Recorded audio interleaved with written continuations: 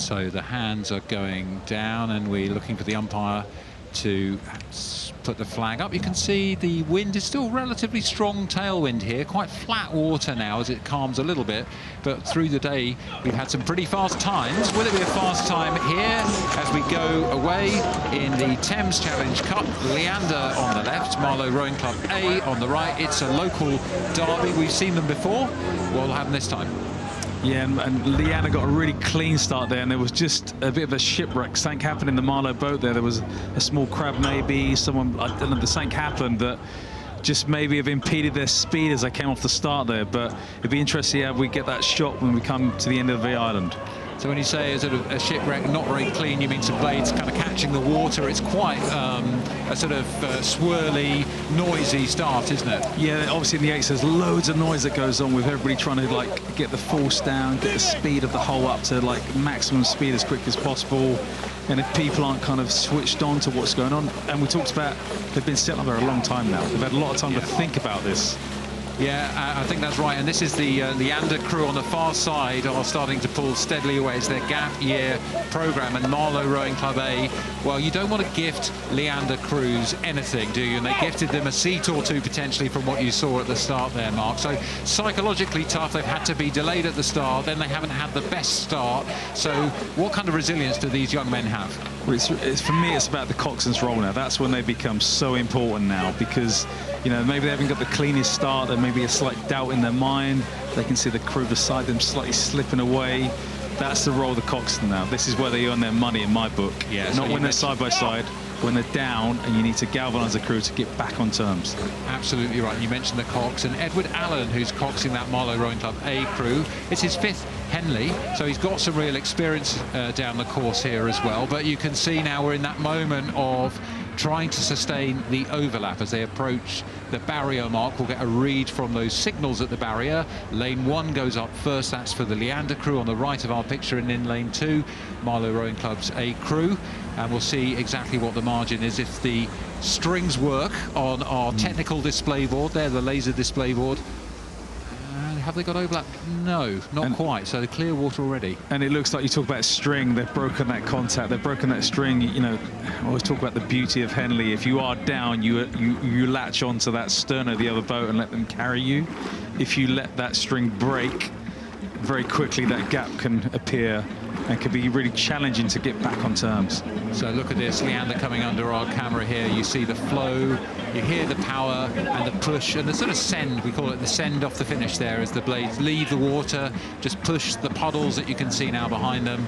And, well, exactly as you said, that string's broken. And it's interesting, like, it's so calm out there now. There's not a lot of, like, river traffic out there. The water's quite calm, and it enables Leander to get into their rhythm now as they break contact with Marlow, start moving away, confidence grows. And, you know, you talk about home field advantage. Obviously, they train regularly on this stretch of the river. And obviously, there's a local contingent who will be out there supporting them today. But they look really composed, and they're kind of chugging along really well as a combination there. So when you say chaining, what do you mean by that? Yeah, if you look at the blades, they're really kind of in sync, the way they're moving. You see the puddles flowing away. If we have the image of Marlow when we went back to that, it's not as succinct in the way they're moving and really applying the force and pressure together to maximize their boat speed. Yeah, we can see exactly what you mean here from these beautiful pictures from a golden Henley evening. The chain of puddles is continuous, isn't it? Yeah. It's just a lovely pattern, evenly placed, cleanly placed, pushed down the river. And we always talk about having a dark puddle. That means there's not too much wash and the power has gone into the water. You connected and pushed away, and that's what Leander are doing. Look at this. How often do you have a dark puddle, Matt? As often as I possibly can. You know, you're never perfect, are you, Mark? If you think you're perfect, you're done. Exactly, it never happens, never happens. But it's how consistent can you be with that dark puddle, you know, constantly. And actually, you know, when you're in this position, how do you stay on top of it as well? You can't let up. You want to make sure you keep the distance and keep moving out. So in the distance now, it's the Marlow crew, coxed by Edward Allen. He's got his work cut out now to motivate that crew and keep them moving well and pushing. We saw in previous years how things can change, so you always have to believe, and you never give up, and you never give in. And I suppose that's a challenging part now as a cox. You know, you're trying to get the best out of your crew for this race, because the chance of bringing that distance back to being challenging or putting the under pressures can be really challenging, especially with the speed that these boats move. If you're watching on demand, enjoy the feeling of a beautiful Henley summer evening. If you're with us live, we're about 20 minutes late with our schedule owing to some repairs on the course, but that's not phased the local team from Leander. This is their gap year program, and a very strong bunch of athletes here. And it is really picturesque right now, I'm not gonna lie. It is beautiful sunshine, it's very calm out there.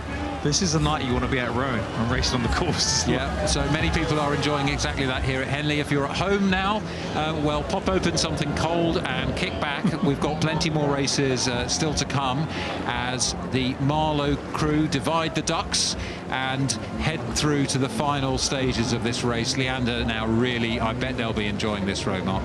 Yeah, and this is the moment when you come for the steward's enclosure. If you do have a considerable lead, you know, take in that moment, enjoy it. Don't switch off, but enjoy that moment, because it's not very rare that you come for a steward's enclosure and you can actually enjoy, you know, the environment or the rhythm you're in, and you're locked in, you feel strong. And it's about how they compose themselves as they start to move through these last 100 metres. And look, I love how Marlow are just attacking. Look at them, they're really raising it up and giving everything they can. Full respect to them. Blaise Ivers-Drew at stroke, Richard Adams at 7, Tim Grant at 6, Matthew Cummings, Tom Bromwell, James Lamble, Benjamin Dyer, and in the bow seat, James Forster. Called on by Cox, Edward Allen. They pass the progress board on the right-hand side. Attacking, attacking, attacking. Leander in control, just letting them come back, but making sure they secure that victory, and they go through to fight another day in the Thames Challenge Cup. And that's a win for Leander over their local rivals Marlow A, going through to the next round.